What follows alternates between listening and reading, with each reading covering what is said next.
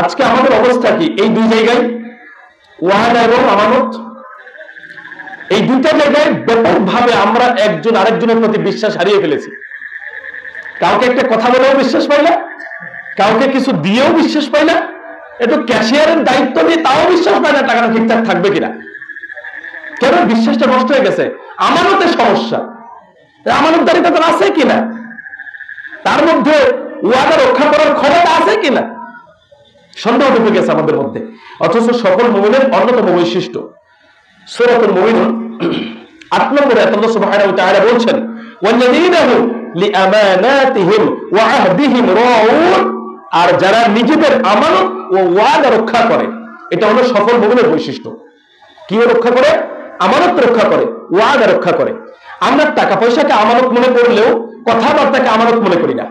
আপনাকে একজন ব্যক্তি একটা কথা বিশ্বাস করে বলল এবং সেটাও বলে দিল যে ভাই এটা যেন আপনার কাছ থেকে আর কারো কাছে না যায়, এটা কিন্তু আমানত।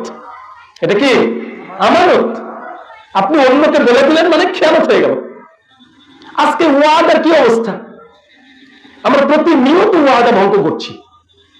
অথচ এই দুটি বিষয় রক্ষা করা আমাদের জন্য জরুরি যদি আমরা সফল মুমিন হতে চাই।